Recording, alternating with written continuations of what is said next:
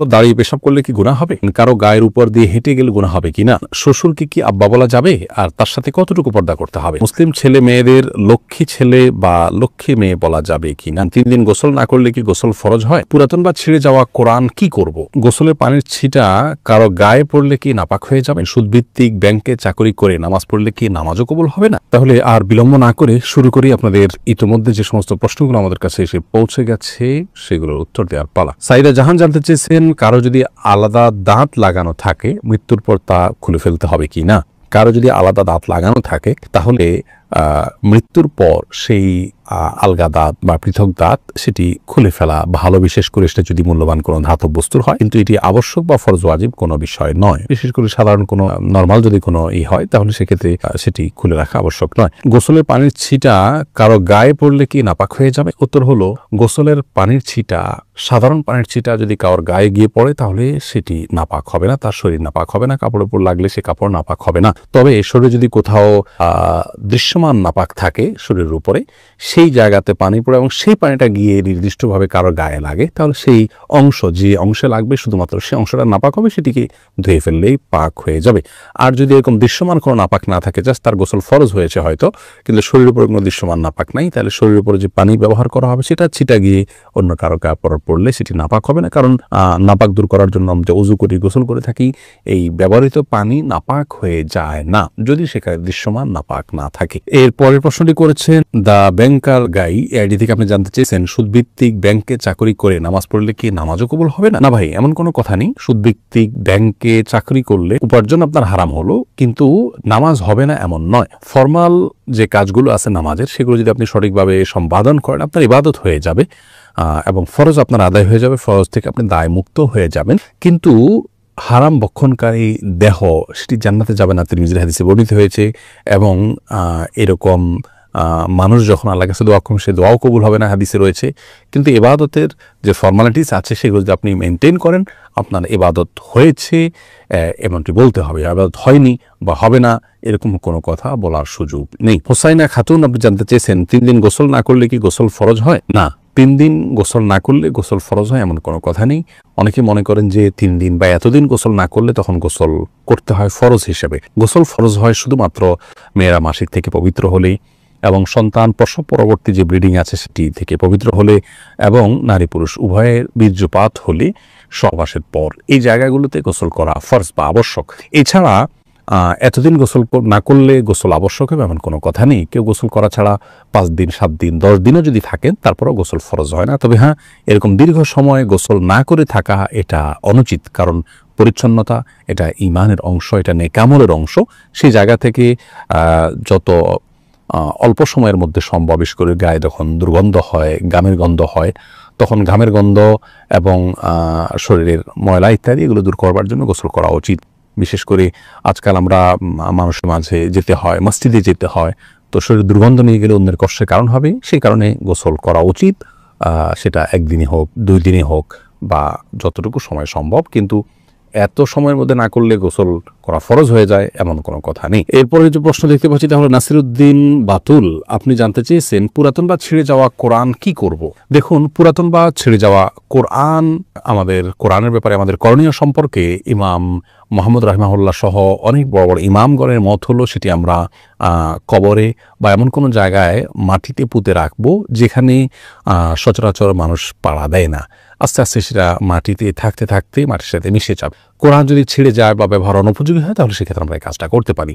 আর এর বাইরে অনেক উলামায়ে কেরাম পুড়ে ফেলারও পরামর্শ দিয়েছেন। তাদের দলিল হলো সহিহ বুখারীতে একটি হাদিস বর্ণিত হয়েছে, আমরা অনেকেই জেনে থাকবো, যে ওসমান রাদিয়াল্লাহু তাআলা আনহুর শাসন আমলে যখন কোরআনের কিছু কপি নিয়ে সমস্যা দেখা দিচ্ছে, অর্থাৎ কোরআন যেহেতু কয়েক আপনার উপভাষায় নাজিল হয়েছে, সেই উপভাষাগুলোতে কোরআনে কিছু কপি করা হয়েছে, পরবর্তীতে কিছু জটিলতা দেখা দিল, তো একটি রেখে বাকি কপিগুলোকে একত্র করে সাহাবায়ে কেরাম পুড়ে ফেলেছে। যেহেতু সাহাবায়ে কেরাম কোরআন যখন ব্যবহার অনুপযোগী হয় সেটাকে পুড়ে ফেলার আমল তাদের থেকে প্রমাণিত হয়েছে, সেজন্য অনেক উলামায়ে কেরাম যে পুড়ে ফেলা যাবে। তো আমাদের সমাজে আজকাল প্রতিবাদের ভাষা হিসাবে মানুষ পুড়ে ফেলে, সেই জায়গা থেকে আমাদের উলামায়ে কেরাম সচরাচর নিষেধ করেন যেন পুড়ে না ফেলে বরং দাফন করা হয়।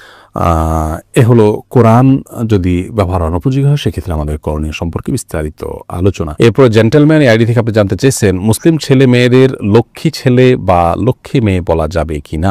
না ভাই, এভাবে বলা উচিত নয়। আমরা অনেক সময় নিজের সন্তানদেরকে স্নেহ করে ভালোবেসে লক্ষ্মী বলি, অবশ্য স্বামী স্ত্রী একে অন্যকে বলেন। লক্ষ্মী বলা উচিত এই জন্য নয় যে হিন্দুদের একটি ধর্মীয় বিশ্বাস হলো তারা একজন দেবীকে লক্ষ্মী বলে তারা সম্বোধন করেন, ডাকেন, বিশ্বাস করেন। তারা মনে করেন যে সৌভাগ্য, ধন, ঐশ্বর্য এগুলোর অধিষ্ঠাত্রী হলেন সেই দেবী। তো সেই জায়গা থেকে তাকে লক্ষ্মী বলা হয়, ভালো লক্ষণ তিনি বহন করেন। তো নিজের সন্তানকে বা প্রিয় কোনো মানুষকে যদি আপনি লক্ষ্মী বলেন, কেমন যেন আপনি সেই বিশ্বাসকে স্মরণ করে তাকেও ভালো লক্ষণ বহনকারী ওই দেবীর মতো, যদি আপনি এরকম মনে করে করছেন না কিন্তু তার সাথে সাদৃশ্য আছে, সে বিশ্বাসের সাথে কিছু দিক থেকে বাহ্যিকভাবে হলেও মিলে যাচ্ছে। আর শিরক এবং মুশরিকের বিশ্বাসের সাথে বাহ্যিকভাবেও সাদৃশ্য হয় এমন কোনো কাজ একজন মুসলমানের করা উচিত নয়। সেই জায়গা থেকে লক্ষ্মী ছেলে লক্ষ্মী মেয়ে বলাটা অনুচিত। রাবেয়া ইয়াসমিন আপনি জানতে চেয়েছেন কারো গায়ের উপর দিয়ে হেঁটে গেলে গুনাহ হবে কিনা। কারো গায়ের উপরে হেঁটে গেলে সরাসরি কোনো গুনাহ হবে না, কারণ কোরআন হাদিসে এরকম কিছু নিষেধ করা হয়নি। কিন্তু যে কোনো মানুষের প্রতি সম্মান প্রদর্শন করা উচিত। কারো অসম্মান হয়, সম্মানহানি হয়, কারোর প্রতি অপমান প্রদর্শন হয়, এমন কোনো কাজ করা উচিত নয়। আর এই সম্মান অসম্মানের বিষয়টি ভ্যারি করে পরিবেশের উপরে, আপনার সমাজের উপরে, কালচারের উপরে। যদি কোনো অঞ্চলে কোনো ব্যক্তির পায়ের উপর দিয়ে, শরীরের উপর দিয়ে, পাও দিয়ে চলে যাওয়া এটাকে যদি দর্শনীয় মনে করা হয় তাহলে সেটাকে অ্যাভয়েড করা উচিত। কারণ এই বিষয়গুলো অসম্মান প্রদর্শন করাটা এটা কালচারের উপর নির্ভর করে। এরাবিয়ানদের কাছে এটা কোনো কালচার, মানে এটা কোনো অসম্মানের বিষয় নয়, এটা তাদের প্রতিষ্ঠিত কালচার, যার কারণে কারোর গায়ে যদি পাও লাগে সেটাকেও তারা দর্শনীয় মনে করেন না, কিন্তু আমাদের দেশে দর্শনীয়। এই দিক থেকে আমাদের দেশে অ্যাভয়েড করা উচিত। কিন্তু এটা কি হারাম বা নাজায়েজ বা এটা করলে কোনো গুনাহ হবে এমনটি মনে করার কোনো কারণ নেই। আর বিশেষ করে একান্ত কাছের লোকদের গায়ের উপর দিভাবে গেলে কেউই দর্শনীয় মনে করেন না, সেদিক থেকে কোনো অসুবিধা নেই।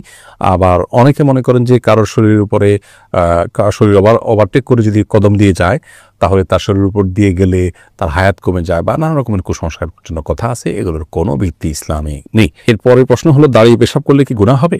দাঁড়িয়ে পেশাব করলে সেটা অনুচিত এবং অনুত্তম হবে।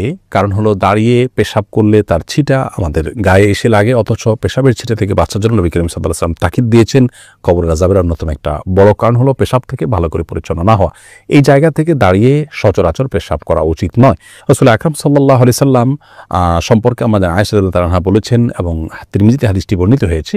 তার ভাষ্য হলো এরকম যে তিনি বলেছেন নবী আলাইহিস সালাম দাঁড়িয়ে পেশাব করতেন, এই কথা কেউ বললে তোমরা বিশ্বাস করবে না। সেই জায়গা থেকে দাঁড়িয়ে পেশাব করাটাকে অ্যাভয়েড করা উচিত এবং উত্তম। তবে সৌদি আরবের উলামায়ে কেরাম বিন বাজ ইবনে উসাইমিন রাহিমাহুল্লাহ সহ অনেক উলামায়ে কেরাম বলে থাকেন যে কেউ চাইলে দাঁড়িয়ে পেশাব করতে পারেন, বিশেষ করে পেশাবের ছিটা ইত্যাদি আসবে, নাপাক হয়ে যাবে, তার কাপড় শরীর লেগে যাবে, এরকম আশঙ্কা যদি না থাকে তাহলে সে অবস্থায় দাঁড়িয়ে পেশাব করাতে অসুবিধা নাই তারা মনে করেন। তার কারণ হলো বুখারীর একটি হাদিস রয়েছে, যে হাদিসে নবী করিম সাল্লাল্লাহু আলাইহি ওয়াসাল্লাম কোন একটা ময়লাযুক্ত এলাকাতে যেখানে বসার পরিবেশ ছিল না সেখানে দাঁড়িয়ে তিনি পেশাব করেছেন। এই হাদিসটাকে তারা ব্যাপক অর্থে নিয়ে থাকেন, কিন্তু প্রথম মতটি অধিকতর বিশুদ্ধ এবং দলিল থেকে আপনার দলিল সমৃদ্ধ বলে আমাদের কাছে মনে হয়। অতএব সচরাচর এবং সাধারণ অবস্থাতে দাঁড়িয়ে পেশাব না করে বসে পড়াই উচিত।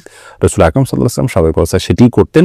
হ্যাঁ, বিশেষ কোনো কারণে কোনো জায়গায় বসার পরিবেশ নাই এরকম হলে সেখানে দাঁড়িয়ে পেশাব করা যেতে পারে। বদির আলম আপনি জানতে চেয়েছেন শ্বশুরকে কি আব্বা বলা যাবে আর তার সাথে কতটুকু পর্দা করতে হবে। দেখুন, শ্বশুরকে বাবা বলা যাবে, কোনো অসুবিধা নেই। আল্লাহ রাব্বুল আলামিন কোরআনে হাকিমে যে বলেছেন উদউহুম লিআবাইহিম হুয়া আকসাতু ইনদাল্লাহ, অর্থাৎ সন্তানদেরকে তাদের বাবার, জন্মদাতা বাবার সাথে সম্বন্ধ করে তাদেরকে ডাকো, অন্য কাউকে বাবা ডেকো না, তাদের বাবা হিসেবে অন্য কাউকে সম্বোধন করো না। এখানে যে আল্লাহ রাব্বুল আলামিন নিষেধ করেছেন অন্য কাউকে বাবা বলতে, তার অর্থ হলো অন্য কাউকে বাবার জায়গায় যদি কেউ বসান এবং ধরুন সার্টিফিকেটে, পাসপোর্টে, এনআইডিতে এবং বিভিন্ন ডকুমেন্টসে এবং মানুষের সামনে যদি এমনভাবে অন্য কারোর নাম বাবা হিসাবে তিনি পেশ করেন যে তাকেই বরং সমাজের মানুষ তার জন্মদাতা মনে করেন, সেটি নিষেধ। শ্বশুরকে যদি কেউ বাবা বলেন সেক্ষেত্রে সমাজের সবাই জানেন যে এই ভদ্রলোক তার জন্মদাতা পিতা নন, এটা সম্মানসূচকভাবে শুধুমাত্র বলা। অতএব ইন্নামাল আমালু বিন্নিয়াত, আপনি তাকে বাবা বলতে যেটা বোঝায় মানুষ সে অর্থে বাবা বোঝাননি, যার কারণে শ্বশুরকে বাবা বলাতে কোনো অসুবিধা হবে না ইনশাআল্লাহ বিইذনিল্লাহ। শ্বশুর সাথে কতটুকু পর্দা করতে হবে পুত্রবধূর, এর উত্তর হলো একজন মাহরামের সাথে যতটুকু পর্দা করবেন আপনি আপনার নিজের বাবার সামনে যতটুকু পর্দা করবেন, নিজের ভাইয়ের সামনে যতটুকু পর্দা করবেন, তার সামনে ততটুকু পর্দা করবেন। চেহারা এমনকি মাথার চুল ইত্যাদি খোলা থাকলেও গুনাহ হবে না, পর্দার লঙ্ঘন হবে না। হাতের তালু এবং বাহ্যিক অংশ, পায়ের বাহ্যিক অংশ এগুলো আপনি খোলা রাখতে পারেন তার সামনে। একই কথা প্রযোজ্য হবে শাশুড়ির বেলায় এবং জামাইয়ের বেলায়। জামাই তিনি শাশুড়ির এই চেহারা, হাত এবং পা এই অংশগুলো দেখতে পারবেন। তার মায়ের, তার বোনের যে অংশগুলো তিনি দেখতে পারেন, ইনিও তার মাহরাম হয়ে গেছেন, সেই হিসাবে তারও সেই অংশগুলো দেখতে পারবেন।